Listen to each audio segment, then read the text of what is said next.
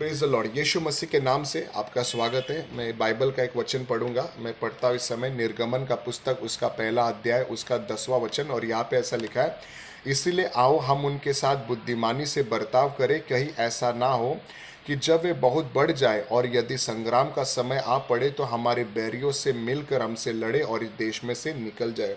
यहाँ पर मिस्र देश के लोग जो इज़राइल के देश के लोगों के दुश्मन हैं, वो लोग आपस में इज़राइल के लोगों के बारे में बात कर रहे हैं कि इज़राइल के लोग जो है वो बहुत बढ़ रहे हैं, वो बहुत फल रहे हैं, वो बहुत ताकतवर बन रहे हैं।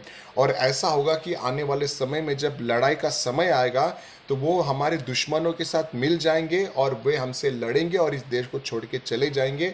इसीलिए कि वे ज़्यादा सामर्थ्य ना बने, हम जो है उनके साथ बुद्धिमानी के साथ बर्ताव करें और जो है हम उनको दबाना शुरू करें, उनको बढ़ने से रोकें।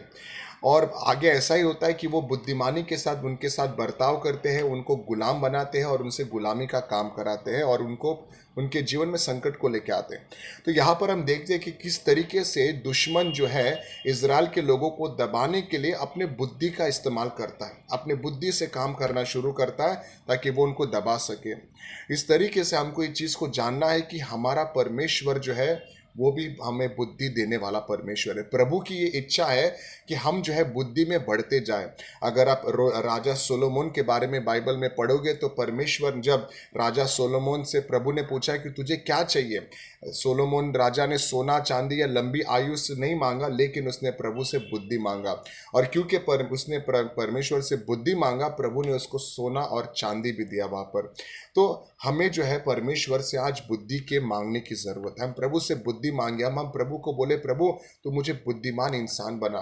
भजन संहिता का 119 का 98 के वचन में ऐसा लिखा है, तू अपनी आज्ञाओं के द्वारा मुझे अपने शत्रुओं से भी अधिक बुद्धिमान करता है, क्योंकि वे सदा मेरे मन में रहती है।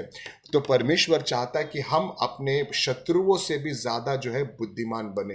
हमारा शत्रु जो शैतान है वो हमारे विरोध में कई बार बहुत सारे युक्तियों को बनाता है, प्लान्स को बनाता है ताकि वो हमारे जीवन को तबाह कर सके। लेकिन प्रभु चाहता है कि हम जो है उससे भी ज़्यादा जो है बुद्धिमान बने। और परमेश्वर की आज्ञा, उसका वचन जो है वो हमको बुद्धिमान बना सकती है। प्रभु के वचन में ऐसा लिखा है कि जिसके पास बुद्धि की कमी हो वो मुझसे मांगे, प्रभु देगा। इसलिए हम प्रभु से प्रार्थना करें कि परमेश्वर हमें बुद्धिमान बनाए। Praise Lord. प्रभु आपको आशीष करे।